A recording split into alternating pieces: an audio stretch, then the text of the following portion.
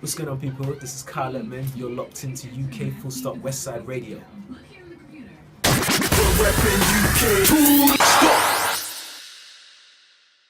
Right about now, it's that moment you guys have all been waiting for. We are joined by a guy who I think is safe to say is he's a young guy, but he's pretty much a veteran when it comes to this R&B performance.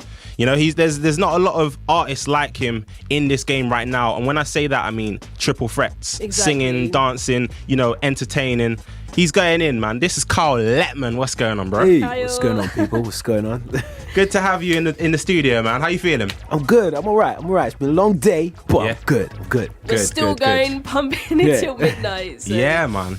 Awesome. Yeah, definitely. So, obviously, you know, you've kind of really like done your thing for quite a long amount of time. Yeah. You know, you disappeared for a little while. Is that safe to say? I did. Fair to say? Yeah, I took some time out. Yeah. But okay, for those who need to know who you are, because there's a completely new audience, I guess you're appealing to now. Yeah. Who is Kyle Lettman?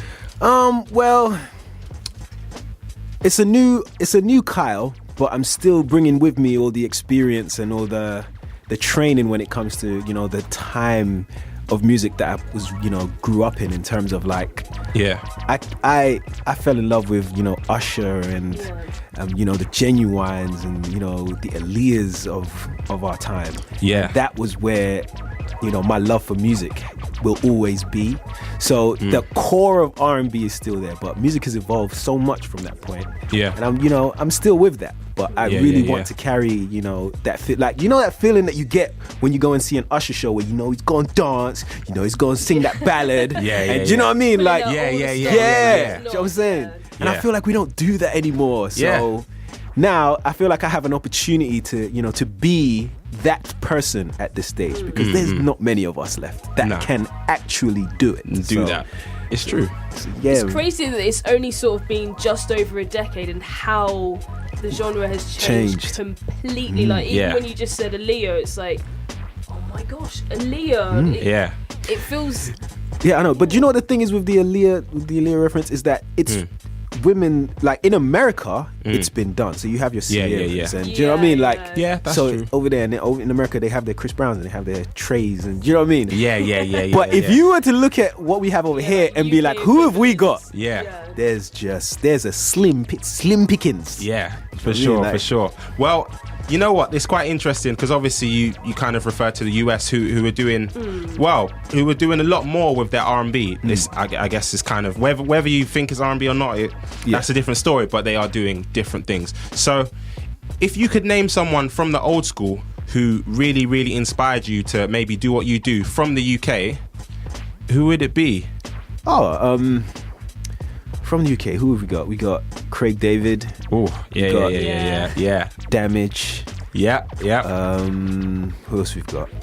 Those are the two I can think of just off the top of my head that did it like how I felt like, I'd like to do it like that. Yeah. You know, Damage had a ghetto romance. Yeah. Of course. Yeah. They're on tour at the moment. Yeah, actually, I know. With Rough Copy. Yeah. Those are my boys as well. So shout out to them.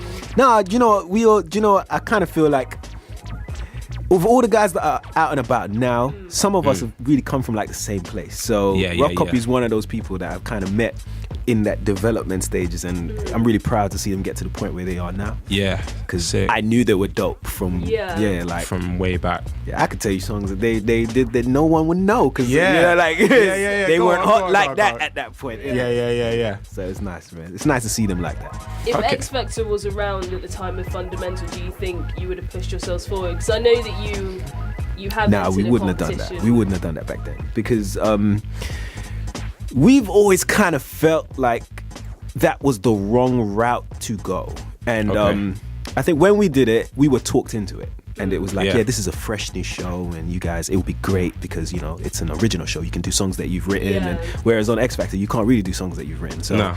I felt like, I think we went to that show because there was a lot more weight behind the fact of how much the exposure they would give you. Yeah. Turns out the politics were the same. Yeah. That's neither here or there. Yeah. So, But X Factor's a bit more like, I don't know, man. It's one of those risks, like, when it pays off, it really pays off. Like, if you look at the success stories, but no one talks about the bargain bin. There's like, you can make a choir out of the amount of flops. And it's true. Yeah, I feel like it's a 15 minutes of fame, and it's exactly that. There's it's really difficult to prolong it past that point, because you're hot for that night, literally. And the night you get eliminated, then the show actually carries on without you. So forget you. The show must go on. And some people, there's a bunch of people looking at the screen, and they'll be like, they'll get something, they'll be all right. It's true. It's always true. That. Where I think as a people, as a generation, I feel like we're always like, they'll be cool. They'll be cool. Like, are you gonna vote? Nah, everybody else is gonna vote. It's true. It's true. So, talk a little bit about your past, like with Fundamental 03. What happened, man? What happened? Why did you guys go your separate ways? I'm gonna be diplomatic and say, we got to a point where we felt like it was time to maybe try and do some other things. Some of us wanted it more than others. Okay. But it was at a point of where it was like, okay, cool. Do you know what I mean? Like, let's take a break. Or, we've done this for long enough. And so, I think, basically that was the be all and end all of why the group splintered. There was no other reason, as opposed to, some of us just kind of felt like, I'd like to... stole no one's girl or none of that business. What? No, man. I'm messing with you. No, there was a deep brotherhood in that group. Good. It was, women have never been an issue to us. So. Yeah. We were one of those groups. But it was just, it's just down to someone, maybe wanting to explore the solo vibe a bit. Okay. And was that someone you, or have the others decided to kind of go on a solo route? I mean, I don't really know. Like, I've seen you making some noise and stuff. So, everybody, to be honest, everybody made moves long before even I decided to make moves. So, in the year that the group splintered, I know Jay came out with his mixtape like a couple months after that. Yeah. I know V came out with a mixtape as well. Yeah. But I think it was some months after Jermaine did his. But I had taken a year out. I was gone for a while. I can touch music no more for a while. Yeah. And then so here's me surfacing now. So it's been I took a break. So why now? I mean, you've been around, back again, maybe 2013, is that, or 2014? Me? No, do you know, I put out a mixtape last year. So the last year was the first time I thought, okay, let me, give it a shot. Because, you know what, to be honest... It's always good to feel the air, see test how... the waters. Yeah, if that's I'm exactly honest, the word. Our music and me, our relationship had ended. So, I'm like... But my manager now, it's like when we started working on music together. Yeah. And that relationship kind of grew, like, in music to the point of where it was like, this is cool stuff, man. Like, we could do something with this. Yeah. Like, and it was like, and he's one of them people that are very much like, nah, you can't give up, man. You know what I'm saying? Like, we can do this. You know what I mean? Yeah. So big up the manager. Slash creative director. You know what I'm saying? Like, so after a while, I kind of, it's like, I had to jump on the bandwagon at some point, innit? Like, after holding on to the back and just getting dragged along. And then I thought, nah, do you know what? If I dedicate myself to this, then I can be. Do you know what I mean? Like, I think and a lot of people underestimated me in that group as well, because I was so quiet and I never said anything. And oh, bless you. So everybody was like, but what can he do? He's tall. Yeah. All right, cool.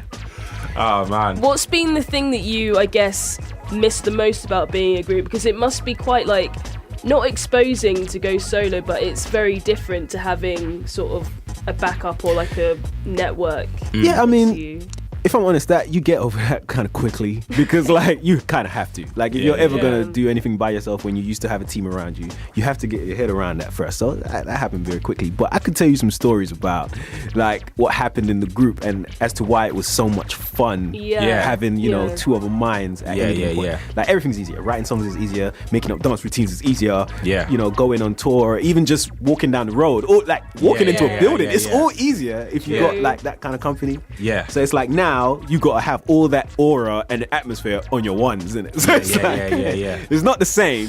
Yeah. But I do miss that whole camaraderie. Do you know what I mean? Having your brothers there at any given time. You can't replace that, man. Definitely not. Okay, so your new music, loving it. So you've got some more like chilled stuff, you know, and then you have this new tune, which is kind of like bam. It's almost like we were saying before about this whole a lot of these R&B artists have that hip hop or rap swagger, and you kind of have that in this. You're almost rapping. You are pretty much rapping in most of it. You know, the vocals is coming out and stuff. But yeah, like how does the process work out for you now in this new world? Well, I mean, my team and I, we're very much students of the game. So we do a lot of research and we try and figure out, you know, how can you be different in a time where everything that you want to do sounds the same. So it's like if someone looks at you and says you're an R&B artist, they automatically assume you sound like every other person that sings.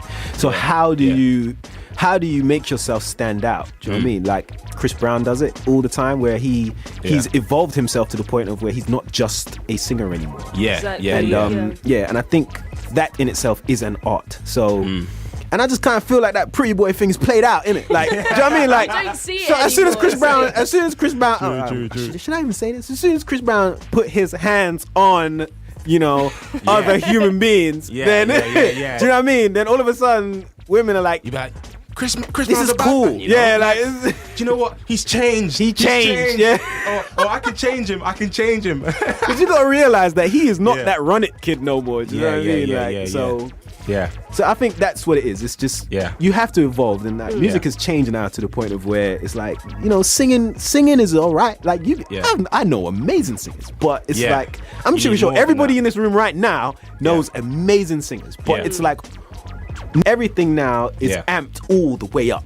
So it's just you gotta have all that. I mean, do you feel like in terms of being a black R&B artist or originating from R&B, that like you're kind of shelved a little bit more than say a white artist that could sing, you know, really, really well? Yeah, I mean, I'm going to say some stuff that's probably not politically correct right now. Please forgive me, man. This is R&B politics. You can exactly, do. You can say that's what you what want. Okay, cool. I'll be honest. I feel like the bottom line is that the world is used to black people being good at R&B. It's literally true. Yeah, like there's nothing new there. Decades. We've been doing this for decades. So you have to understand that a white person doing something like this will blow everybody's minds. So like, if you find a white guy that could dance like Chris Brown and sing as good as Chris Brown, you would lose your mind. Do you know what I mean? Like that's why Justin Timberlake. I know. I was crazy. Like everybody was like, wait a minute, he's really, really good. And he seems so much better because you're not used to it. Yeah. Do you know what I mean? So if a black, like I'm telling you right now, a black guy that can sing and dance ain't special. I'm sorry. We're not special anymore. It's kind of the norm. It's very normal. You expect it. If a black guy walks out on stage, you think he's gonna sing good before you think he won't. Do you know what I mean? Like, so true. That's just so true. So, but if a white guy walks out on stage now, he looks a little bit nervous. You're like, wait a minute, what's this? Let me see what he's gonna do. He just belts it out. And then you're like, wow, this is amazing. And the truth about it, if it was a black guy did the same performance, your clap would be completely different. It's true. It's just a He'd be like, well, man. that's what you're supposed to do. Yeah, we expect that. We expect you to be good at all that stuff because you are born in it. Yeah, like, you know it's in your bones. Yeah, I'm saying exactly. Yeah. Oh man. So, what genre would you experiment with to sort of not go against the grain, but to show a different side? Yeah. I just think, well, for me personally, it's not about genres anymore. I just feel like it's about energy. And so for me, like Moving Too Fast had a fresh energy about it, and how we like.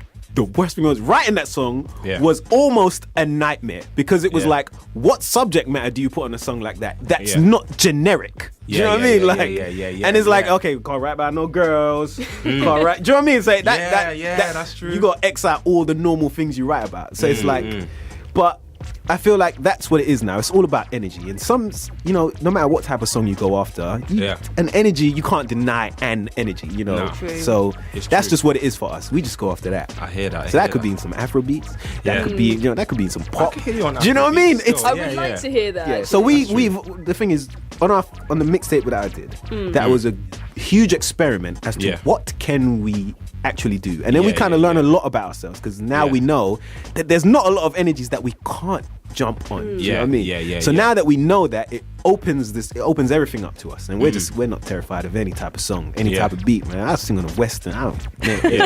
I would love that. Hey, I'll go for it as well.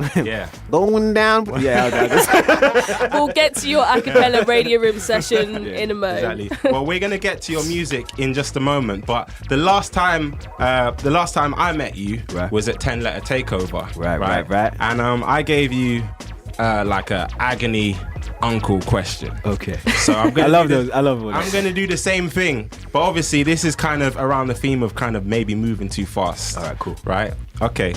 So you met this girl, right? Right. And she's nice. She's like probably, just your ideal girl, innit? Right. Like everything's cool, right? But this is the first kind of time where you're on the phone, innit? Right. So you're on the phone, and obviously you're on the Snapchat. Get me?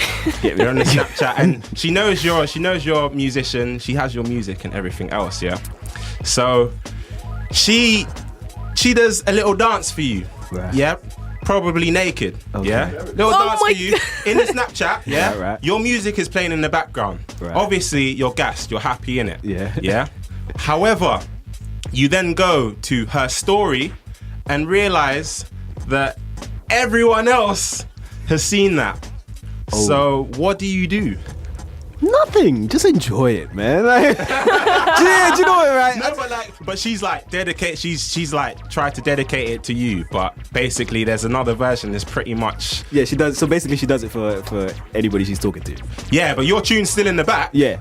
But yeah. Yeah, you just enjoy it, innit? Yeah. It's still dedicated to me. It's my tune. So you don't say nothing. Nah, what am I gonna say? Say no, babe. I'd say thank you so much, honey. Like that was that was really sexy. You gotta do another one. All right, cool. So how do you move after that? How do you move? Like, do you what's the antics after that? Do you just all right, at the point of me realizing that a woman isn't really solely for me, then I treat her as such. Do you know what I mean? Like it's for me. I don't complicate things at all. Like if you're coming at me, but you got bare men on your case, then it's cool. I know that, you know that I know, so we can just play that game. It's so good, isn't it? But what I don't like is if a woman tries to act like it's just you. And I want to pretend like I believe her. All that stuff is belong to me. We can play chess, mental chess, all we want. I can play those games. I love those games. I ain't got time for that no more right now, man. Moving too fast, man. I just love your whole stuff. I'm beginning to think this might be a real life case that you've just sort of. What? No. It's like, well, if there was a girl and oh man, funny. This is UK Full Stop, playing the greatest to the latest in UK urban culture. Thursdays, 10 p.m. to midnight on West Side Radio.